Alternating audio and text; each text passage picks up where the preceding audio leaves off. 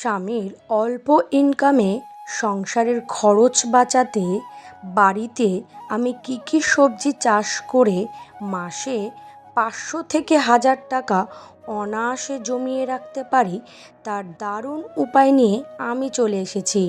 নমস্কার বন্ধুরা, রিমি লাইফস্টাইল চ্যানেলে আমি রিমি প্রতিদিনের মতন আজ আবারও চলে এসেছি নতুন একটা ভিডিও নিয়ে তোমাদের কাছে।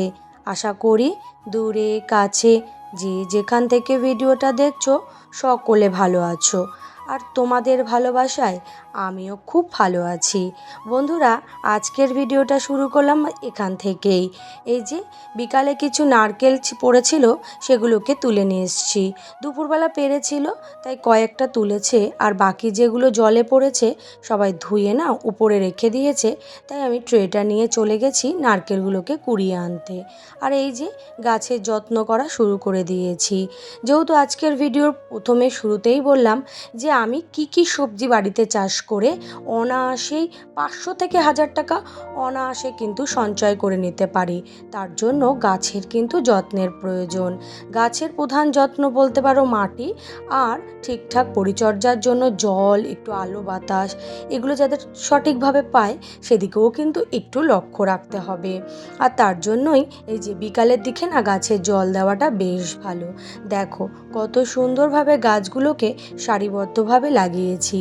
এই বস্তার মধ্যে মাটি ভরে বা টবে মোটামুটি ভরে এই যে দেখো কি সবজি চাষ আমি বাড়িতে করতে পারি, আর যেগুলো আমাকে একেবারেই বাজার থেকে কিনতে হয় না।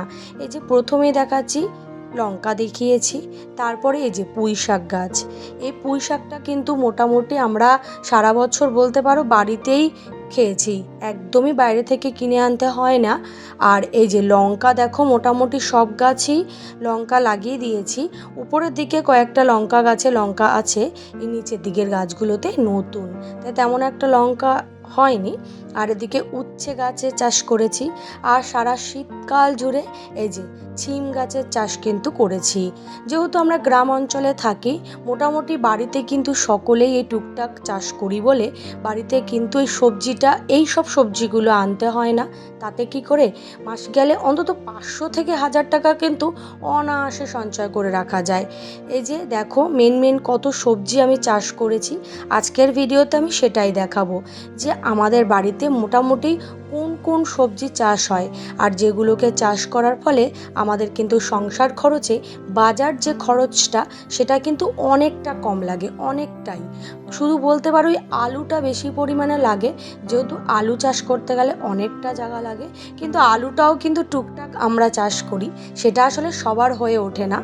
আর যেহেতু আমরা জয়েন্ট ফ্যামিলিতে থাকি, তাই জন্য সবার যতটা আলু চাষ করা হয় ততটা সবার হয়ে ওঠে না, সেহেতু আমাদের আলুটা বাইরে থেকে কিনতে হয়। আর কিছু জিনিস আছে যেগুলো বাড়িতে চাষ করা যায় না, সেগুলোই কিন্তু আমরা বাজার থেকে কিনে নিয়ে আসি। আর মোটামুটি লাউ, কুমড়ো, টমেটো, কাঁচা লঙ্কা, ছিম এগুলো কিন্তু মোটামুটি বাড়িতেই চাষ করি। আর এই যে দেখো প্রমাণ সমেত কিন্তু আমি একেবারে তোমাদেরকে তুলে ধরছি। এই যে টমেটো দেখতে পাচ্ছ, টমেটো মোটামুটি এখানে হয়েছে, আরও ভিতর দিকে অনেক গাছে হয়েছে, আবার উপর দিকেও মন্দিরের ছাদে আবার সেখানেও টমেটো গাছ লাগানো।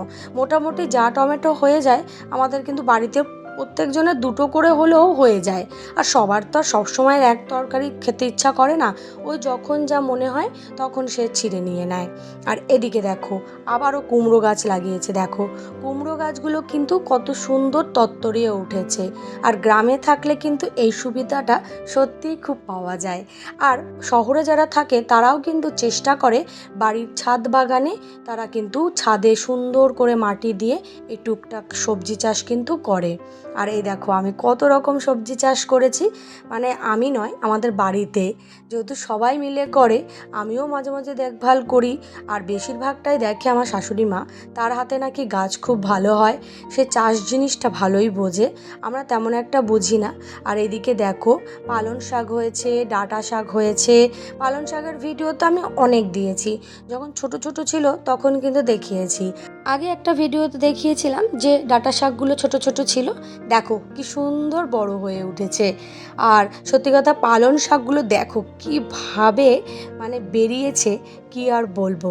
বাড়ির এত যখন সবজি থাকে না তখন কতটা ভালো লাগে, আর বাড়ির সবজি যখন হাতের কাছে পাই তখন বেশ ভালো লাগে। কিন্তু আমি তোমাদেরকে সবসময় সঞ্চয়ের ভিডিও দিয়ে থাকি, তাই আজকে নিয়ে এসেছি বাড়িতে প্রধানত সঞ্চয়টা কিন্তু কোথা থেকে করতে হয়, যেটা হচ্ছে বাজার খরচ, মুদি বাজার খরচ, সেটা থেকে।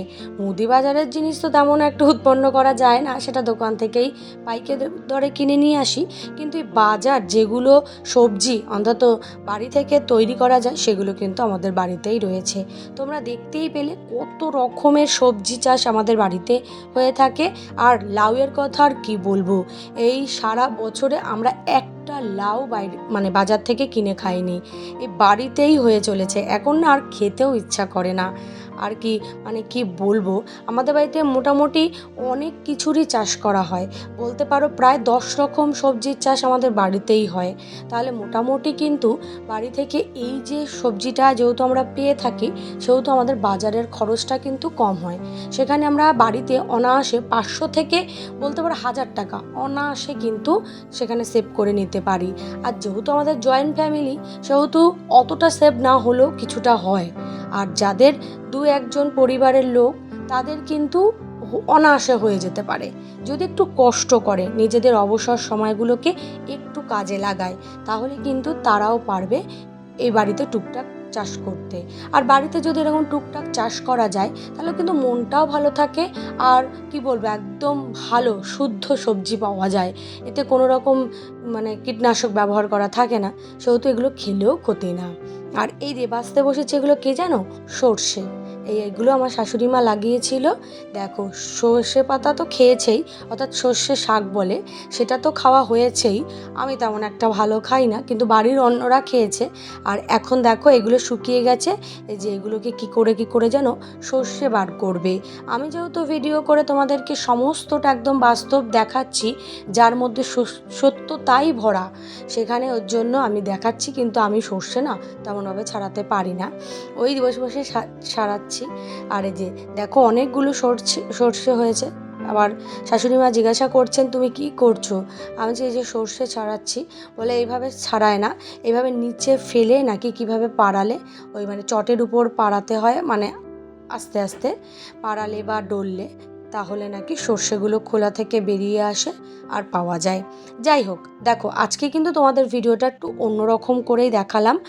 আর কি কি জিনিস বা কি কি সবজি আমাদের বাড়ি চাষ হয় সেটাও তোমাদেরকে আজকে যে লিস্টে দেখাচ্ছি। প্রথমে লাউ, টমেটো, তারপরে 3 নম্বরে লঙ্কা, 4 নম্বরে করলা, আর 5 নম্বরে প্রচুর পালং শাক, 6 নম্বরে হচ্ছে ডাঁটা শাক, 7 নম্বরে সর্ষে শাক আর সর্ষে, হয়তো পরিমাণটা কম হলেও কিন্তু চাষ করলে পাওয়া যেতে পারে। আর 8 নম্বরে হচ্ছে কুমড়ো। আমি কিন্তু আরও কয়েক রকমের কথা বলতে ভুলে গেছি, যেটা হচ্ছে শিমের কথা আমার একদমই মনে ছিল না।